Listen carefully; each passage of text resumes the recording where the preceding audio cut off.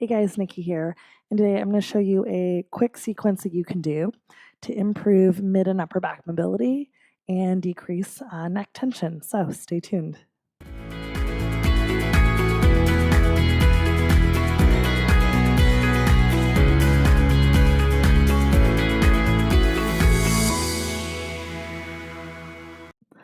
All right, so getting right into it, for this sequence today, I'm going to use a foam roller. But if you have like a Pilates ball or even a bigger stability ball, you can basically adapt everything I'm doing on the roller to other props if you don't have a roller at home. So what we're going to start with is just a little bit of side bending. So you can do this seated in a chair. I'm going to do it seated up on the roller today. But again, I want you to just find a comfortable position where you can sit feeling like you're really upright. So you're going to find your nice upright seated position. You could have legs out long or knees bent. You're going to take your arms out to the sides. And then when you're ready, you're going to take an easy inhale here. And as you exhale, I want you to go up and over to one side. Now pause here, and we're going to do a little bit of one lung breathing. So I'm kind of leaning over to the left right now. So I'm going to take an inhale and think about breathing into my right rib cage. And exhale, let it go. And just do that a couple of times. And I'm calling this one lung breathing because you're thinking about breathing into one side. In this case, it'd be my right side. But no, you can't only breathe into one lung. It's just kind of an imagery idea. And then come back to center. Breath in, exhale over to the second side. So now my left side is open. Think about breathing into that second side here. Easy inhale, feel the left lungs fill. Exhale, let it go. One more time, breath in. And easy exhale, came back to center. And then you could do it just like that, or you can take it into more of a flow. So just kind of inhale to come up and over. Exhaling to sit tall. Easy inhale up and over. Exhale, sitting tall. And just starting to feel how that creates movement along the spine, all the way down into your hips perhaps. I'm a little bit tight through my hip and my obliques. So for me, I tend to feel the stretch all the way down my sides. Good, we'll go one more each way.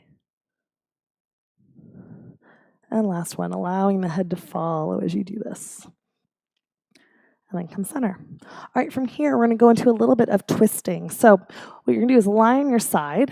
I'm just going to use the roller as a pillow today. But again, anything that you happen to have on hand should work pretty well.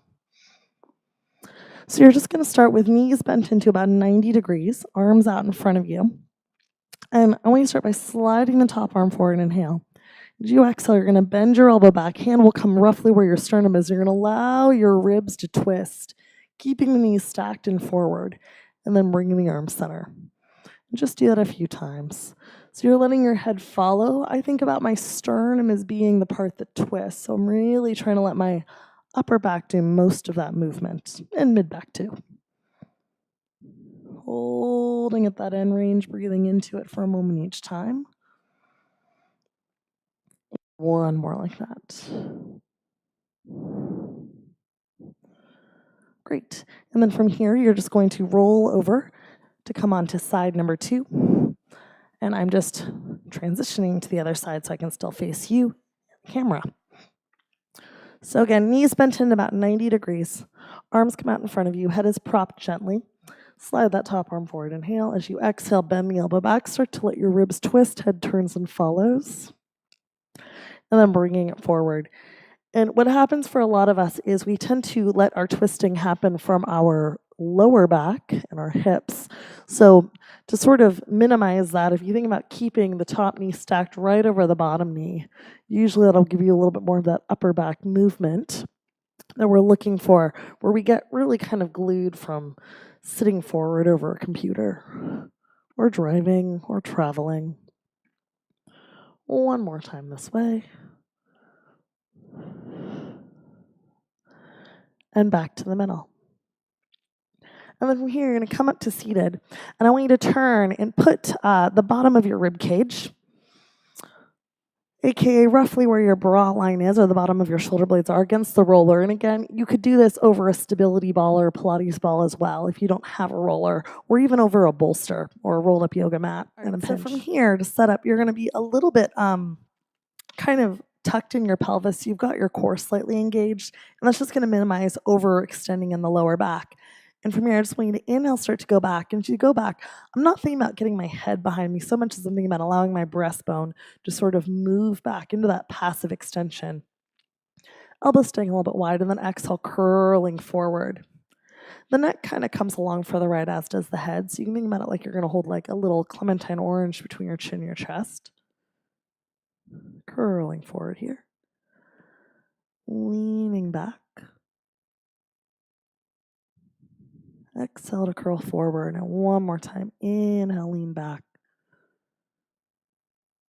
Exhale, curl forward. And you can sit all the way up.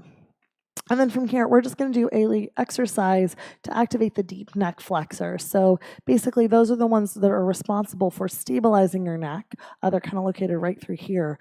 But for a lot of us, we tend to overuse the big muscles around our neck and kind of bypass those. So it's nice to be able to feel them, especially before we go into our active extension exercises to finish.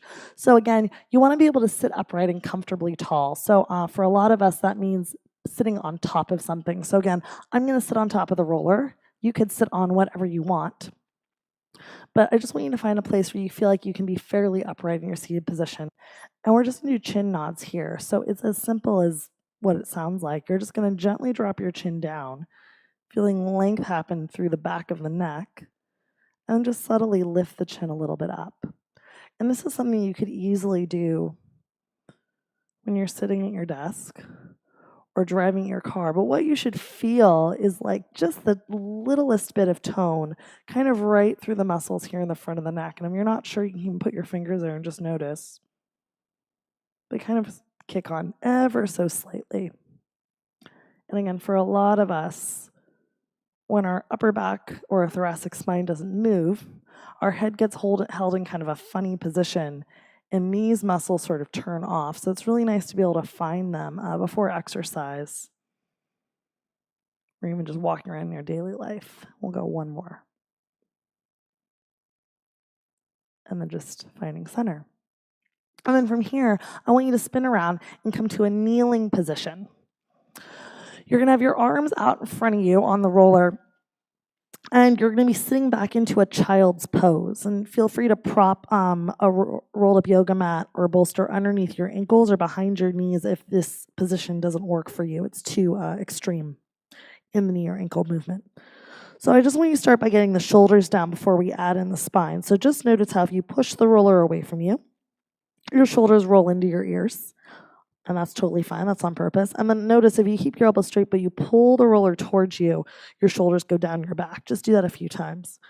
So when we do extension, if our shoulders are in our ears, it's really hard to extend well. So your shoulder setup will affect how you are able to extend. So now let's add some extension. All right, so from here, what I want you to do is gently slide your shoulders down your back. Continue to pull the roller towards you, and you're going to start to lift your chest slightly forward to go up, keeping your gaze mostly towards the floor. So I can kind of see like the bottom edge of my roller from this position. And then send the roller back out. Let the shoulders slide up towards your ears. And again, shoulders glide down the back. You can feel your chest actually go forward to go up, and what you should feel is your upper back starts to move a little bit more and then going back down. So if you can do this position, I really like this one for finding upper back / thoracic extension, because you can't overextend your lower back. You've blocked it out from being in a kneeling position. Good, and we'll go one more. Great, so now we're going to take this into even more of an active extension. This one's a little bit trickier, so if you find like swan-like movements or cobra movements are difficult, this may not be your move today, but what's kind of nice about it is after you've done all the exercises we just did, usually this move feels a whole lot better. So you're going to come onto your stomach. You're going to let your legs go out a little bit wider than hip width for today and let them go into a small external rotation, which will activate your glutes.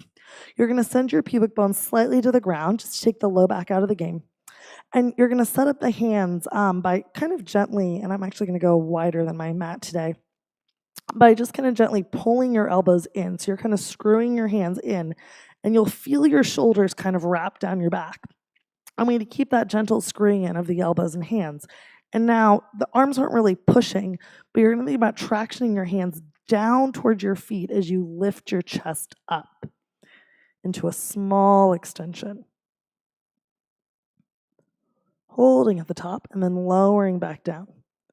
Just try that a couple times. So hands gently screw in, elbows pull down by your sides, hands kind of traction down towards your feet. Send your spine long, send your breastbone forward to go up. And then lowering down. I'm still thinking about keeping my pubic bone a little bit towards the floor. Let's go 2 more. Hands traction in and a traction down as you send your breastbone forward. Using the hands in this position activates your serratus anterior, that shoulder stabilizer, and usually helps it can usually help give us better movement around T12 or the bottom of the rib cage where we get a little glued. One more time. Traction in, traction down with those hands. Send the breastbone forward to go up. Holding at the top, lowering all the way down to rest.